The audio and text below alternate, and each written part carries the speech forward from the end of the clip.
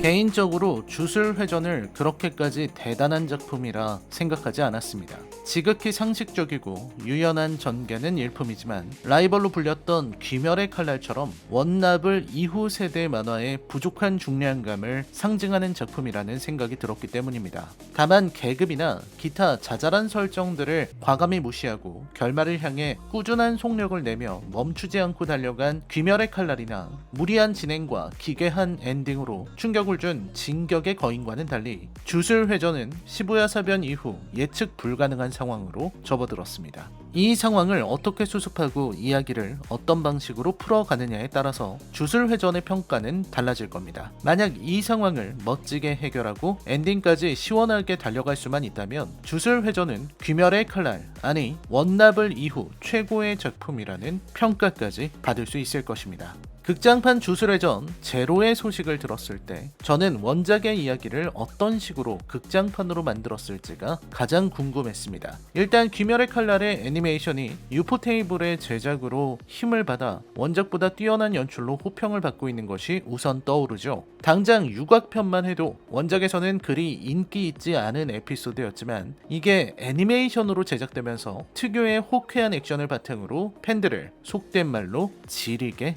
만들었으니까요. 그리고 극장판 귀멸의 칼날 무한열차편은 일본 역사상 최고의 흥행작이 되기도 했습니다. 영화관에서 주술회전 제로를 보고 나서 든 생각은 일단 최근에 나온 극장판 애니메이션 중에서는 무척 뛰어나다는 것이었습니다. 극장판 원피스 스탬피드 같은 괴작은 논외로 치고 신 에반게리온 극장판 리피트는 가만, 이런 작품이 나왔었나요? 언제 나왔지?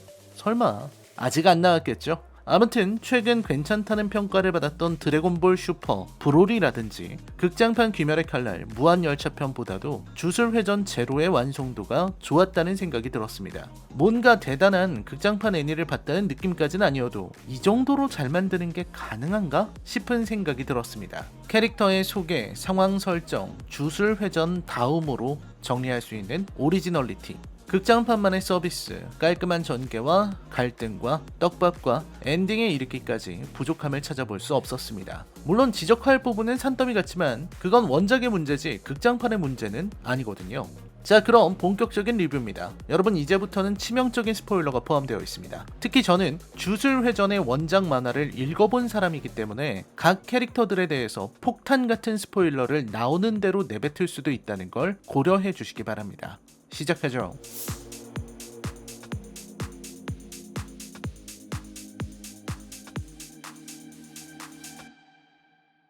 영화는 오코츠 유타의 학교 생활로 시작합니다. 유타가 괴롭힘을 당하는 장면은 많은 것을 전달해주는 좋은 장면입니다. 주인공이 학교 폭력과 따돌림, 이지메의 피해자라는 건 흔한 설정이지만 유타의 경우는 흔하지가 않죠. 유타의 뒤에서 나타난 특급 과주 원령 오리모토 리카로 인해 학생 넷이 오체 분시되어 사망하는 사건이 벌어진 겁니다. 여기에서 유타가 두려워했던 것은 학생들의 폭력이 아니라 리카의 폭주였고, 유타는 이 모든 상황에 대해서 스스로 제어가 불가능한 인물이라는 것도 전달합니다. 이 장면을 보는 순간 모든 관객은 유타가 정상적인 학교 생활이 불가능한 아이라는 걸 이해할 수 있습니다. 그리고 일본 애니메이션을 많이 본 사람이라면 유타의 성우가 오가타 메구미구나 하고 알 수도 있습니다. 신지랑 똑같은 목소리로 말하고 있으니까요. 죄송하다고 사과를 반복하는 장면에서도 유타는 묘하게 신지를 닮았습니다. 그리고 고조 사토루에 의해 유타는 주술고전으로 오게 됩니다. 여기에서도 영화의 전개는 친절합니다. 원작을 잘 모르는 사람도 고조 사토루라는 이 주술사 겸 주술고전 담임교사가 보통 인물이 아니라는 걸 알 수 있죠.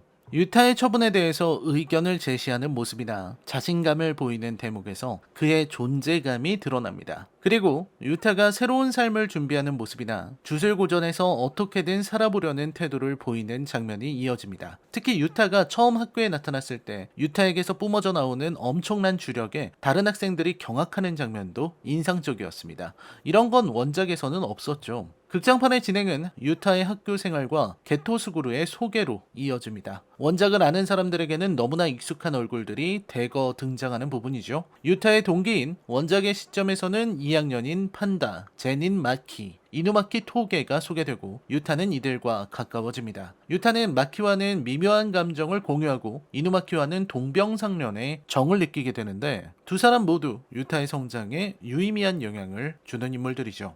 하지만 유타의 학교 생활은 분량이 너무 짧고 갈등도 미약하게만 드러나 있는 부분이 아쉬웠습니다. 거의 1년 가까운 시간을 학교에서 보내고 많은 것들을 배웠을 텐데 너무 짧게만 나오고 많은 거죠. 그리고 원작에서는 유타가 포함된 현 2학년들이 교토의 주술고전과 교류회를 벌인 일이 언급되는데 그게 극장판에서 묘사되지 않은 것도 아쉬웠습니다. 긴 에피소드를 넣을 수 없었다면 짧게 지나가는 장면으로라도 넣었으면 좋았겠지만 그건 원작팬의 입장이고 아마 극장판의 제작진은 지나치게 많은 등장인물들이 나와서 분량을 가져갈 경우 관객의 집중력이 분산되는 것을 우려했을 겁니다. 반면 게토스구루의 묘사는 충실합니다. 원작에서도 처음부터 등장하는 이 주요 인물이 어떤 생각을 가졌고 왜 사건을 일으키는지를 충실하게 표현하고 있습니다. 어떤 의미에서는 이 영화에서 갈등의 주역이면서 가장 깊은 내면을 지닌 인물이기도 합니다. 도대체 게토스구루가 왜 그런 식으로 변했는가를 직접적으로 설명하지 않으면서도 그의 변화와 그의 사상을 납득시켰다는 점에서 게토스구루 쪽의 진행은 깔끔합니다. 이후 작품의 진행은 게토 스구루에 의한 백귀야행 이야기로 이어집니다. 주술고전에서는 그동안 두 개의 에피소드를 보여줍니다. 하나는 유타와 마키, 다른 하나는 유타와 이누마키의 관계죠. 고조 사토루는 유타에게 들러붙은 리카의 저주를 풀기 위한 방법 중 하나로 주력을 주구인 일본도에 흘려넣는 방법을 알려줍니다. 자연스럽게 그 무구를 다룰 검술과 체술의 훈련이 필요했고 제닌 마키와 접점이 생기게 됩니다. 마키의 상황을 생각해보면 마키에게 유타는 흔치 않은 동료이고 그 덕에 가까워지죠. 판다는 마키와 유타를 엮어주려는 듯 자꾸만 부추기고요. 마침 고조 사토루는 학교에 나타난 주령을 해치우는 실습을 실행합니다. 이때 유타는 마키와 함께 적을 맞아 싸우다가 리카를 완전 해방하게 됩니다. 상대 주령이 생각보다 강한 것도 있었고 주령의 몸 안에 갇힌 두 명의 아이 그리고 주령의 상처를 입고 기절한 마키도 있었기에 스스로 리카를 불러내죠. 그리고 리카는 말 그대로 주령을 박살내버립니다. 마치 기록물처럼 리카의 해방과 결과를 적어내는 화면의 문구가 상황의 심각성을 강조합니다. 일본 영화, 애니메이션에서 즐겨 사용하는 연출이죠. 이누마키 토게와는 또 다른 실습 장소에서 함께 일을 해결합니다. 여기에서는 1급 주령까지 나타나서 이누마키와 유타가 온갖 고생을 하게 됩니다. 저는 이 에피소드도 좋았습니다. 원작을 본 사람들이야 이누마키가 왜 간단한 단어들로만 대화를 하는지 입을 왜 가리고 있는지 다 알고 있지만 원작을 모르는 관객에게는 주언사가 무엇인지 알려줄 필요가 있으니까요. 특히 이누마키와의 에피소드에서는 위기의 순간임에도 유타가 리카를 불러내지 않고 일을 해결했다는 점에서 의미가 있습니다. 그만큼 유타가 성장하고 있다는 방증이거든요. 언제나 문제는 게토 스구루입니다. 극장판은 게토에 대한 설명을 충실히 하고 있고 게토와 고조의 교우 관계에 대해서도 충실히 설명합니다. 물론 게토 스구루의 유명한 대사 너는 고조 사토루이기 때문에 최강인가 아니면 최강이기 때문에 고조 사토루인가 하는 대사는 너무 갑자기 나와서 좀 오글거렸지만 아무튼 게토가 주술고전 시절에는 고조와 함께 올곧은 마음을 가진 인물이었지만 여러 사건을 겪고 사람이 완전히 바뀌었다는 걸 잘 보여줍니다. 특히 주술을 쓰지 못하는 일반인들을 원숭이라고 부르고 이들을 노예로 삼아서 주술사들의 세상을 열겠다는 다소 엑스맨의 매그니토스러운 발상을 친절하게 설명해줍니다. 그리고 게토는 마침내 주술고전으로 난입, 모두의 앞에서 선전포고를 합니다. 12월 24일에 백귀야행을 진행하겠다는 겁니다. 장소와 시간 그리고 1000개나 되는 저주를 풀어놓겠다는 게토의 말은 충격적입니다. 물론 저렇게 대놓고 공격을 알려주는 것에는 다른 목적이 있을 거라는 것도 예측 가능하지만요. 게토의 목표는 아니나 다를까 유타였습니다. 지난 두 번의 실습에 모두 관여해서 상황을 지켜보며 유타가 세상에서 단 4명뿐인 특급을 받았다는 사실을 알아내고 저주의 여왕 오리모토 리카에게 눈독을 그린 겁니다. 저주를 집어삼키는 게토의 능력으로 봤을 때 게토는 주술고전을 상대로 승산이 거의 없다고 봤지만 오리모토 리카만 손에 넣을 수 있다면 승률이 99%에 달할 거라고 예상하기도 했습니다. 참고로 게토는 그 누구보다도 세계관 최강자인 고조의 능력을 잘 알고 있고 그만큼 고조 사토루를 경계하기도 하는데 그런 평가를 한 거죠. 그리고 백귀야행이 시작됩니다. 백귀야행 전에 마키와 유타 사이에 약간의 교감이 생기고 마키는 처음으로 자신을 롤모델로 생각하는 유타의 마음에 감동합니다. 유타는 마키의 속사정을 알고 괴로워하고요. 이후 본격적인 전투가 시작되는데 여기는 팬서비스 그 자체라 할 수 있죠. 안대를 풀어헤친 고조 사토루의 전투 장면을 보여주는 것은 물론이고 교토에 있어서 극장판에는 등장하기 힘들었던 멤버들도 총출동해서 한 명씩 액션을 보여줍니다. 나나미 켄타처럼 원작에서 인기 많았던 인물들은 전부 다 개인 액션 장면을 챙겼습니다. 이건 원작을 모르는 사람들이 보더라도 뭔가 어벤져스처럼 주요 인물들이 모여서 싸운다는 걸 알 수 있습니다. 워낙 각 캐릭터들의 개성이 뚜렷하니 구분도 잘 되고요. 그리고 하이라이트는 유타와 게토의 대결입니다.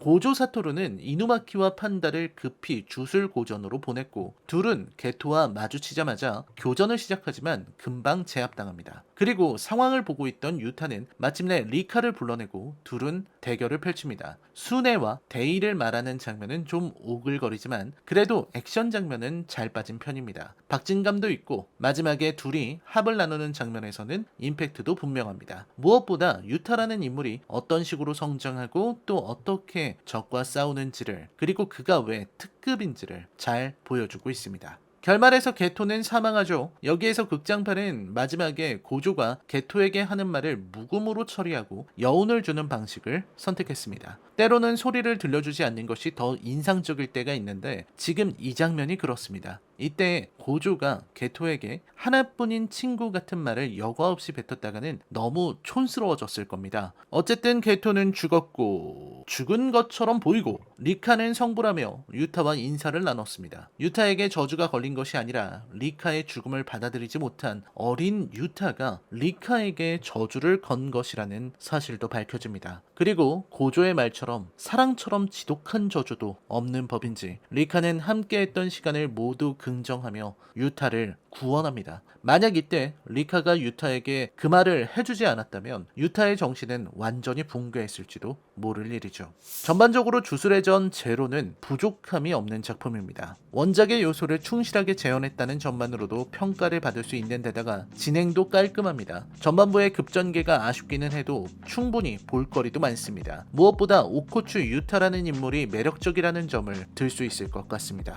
원작의 이타도리 유지는 내면이 이미 완성된 캐릭터죠. 처음부터 누군가를 위해서 나서는 걸 주저하지 않았습니다. 하지만 주술사로서의 능력은 미지수인지라 아직도 등급을 부여받지 못하고 심사 중인 상태입니다. 그 안에 있는 로맨스 쿠나라는 변수도 있기 때문에 작가인 아쿠타미 게게에게는 미안하지만 일종의 짬뽕 캐릭터인 셈이죠. 로맨스 쿠나를 삼킨 것은 구미를 품고 있는 나루토의 우즈마키 나루토와 비슷하고 외형이나 완성된 캐릭터로서의 느낌은 블리치의 쿠로사키 이치고와 흡사합니다. 그리고 오코추 유타는 훨씬 더 긍정적이고 성격 좋은 이카리 신지입니다. 유타는 사람답게 살고 싶고 다른 모두와 함께 지내고 싶었어요. 그게 유타의 강한 점입니다. 유약해 보이지만 내적으로는 강한 의지와 힘을 지닌 인물인 거죠. 그런 면에서 오코추 유타는 극장판 캐릭터로는 적격입니다. 유타의 서사 자체가 긴 호흡으로 이어지는 장편 만화를 이끌어가기에는 역부족이지만 한편으로 정리할 수 있는 극장판에서는 기가 막힐 정도로 잘 어울리는 이야기거든요. 저주의 기원, 동료와의 만남, 적과의 조우, 최후의 결전에 이르기까지 오코추 유타의 성장기로 손색이 없을 정도입니다. 이후로는 주술의 전 본편의 세계에 녹아들며 단 4뿐인 특급으로서 활약하게 될 겁니다. 마침 본편에서는 최강을 자랑하던 고조 사토루가 사실상 사망한 상태이기 때문에 그런 고조 사토루와 같은 특급인 유타는 아군에서 내세울 가장 강력한 카드이기도 하니까요. 또한 유타의 성격이 연약하기 때문에 어린 시절 좋아했던 리카에 대한 집착, 그 집착이 힘든 학교 생활을 의지하게 만드는 힘이 되고 나아가서는 유타가 내면의 아픔을 극복하고 모두와 함께 하고자 했을 때 그간 유타의 약한 면을 채워주던 리카가 불필요하게 되고 리카는 그걸 알고 물러선다는 일련의 흐름은 깔끔함을 넘어 아름답게 느껴지는 대목입니다. 이 극장판이 일본 TV 애니메이션 기반 극장판 한정으로 당대 최고의 작품이 될 수 있는 이유이기도 합니다. 우선 박성호 감독의 연출이 몹시 깔끔했다는 점을 말하고 싶습니다. 작화도 좋고 대부분의 장면들이 아름답게 펼쳐졌습니다. 물론 여전히 TV 애니메이션의 극장판이라는 한계를 극복하지는 못했지만 그건 명탐정 코난이나 귀멸의 칼날이나 다 마찬가지죠. TV 애니메이션을 기반으로 만든 작품이고 제작비를 생각한다면 거의 기적에 가까운 퀄리티를 뽑아내고 있다고 생각합니다. 가장 큰 문제는 주술회전의 세계가 그리 깊어 보이지 않는다는 겁니다. 주술과 저주, 주령의 등장으로 발생할 수 있는 온갖 사회적인 문제들을 다루지 않는다는 건데요. 그러니까 주술회전의 세계가 주술사들 사이의 관계에만 집중하고 외부 세계는 결계나 영역전개 따위로 차단되기 때문에 발생하는 문제입니다. 주술사 사회가 아닌 외부 세계와의 갈등과 접점이 부족해지고 그래서 주술회전의 세계 전체가 얕아지고 뭔가 텅 빈 듯한 허전함을 느끼게 되는 것은 작품 고유의 문제이기도 합니다.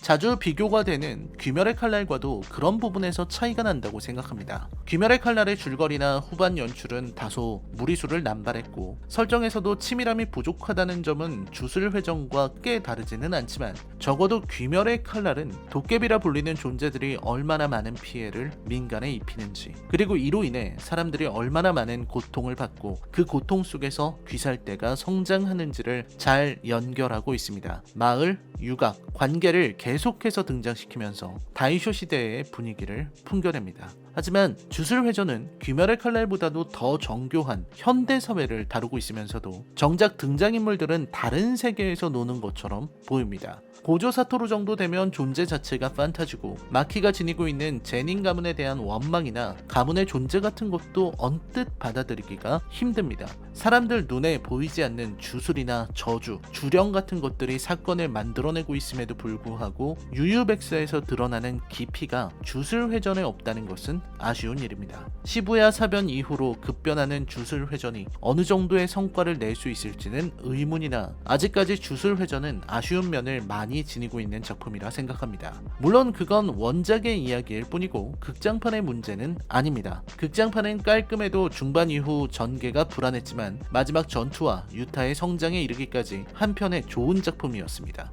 거기에 좋은 작화와 감각적인 묘사, 음악까지 어우러진 이 작품은 당대 최고의 극장판이라는 평가를 받기에 부족함이 없죠.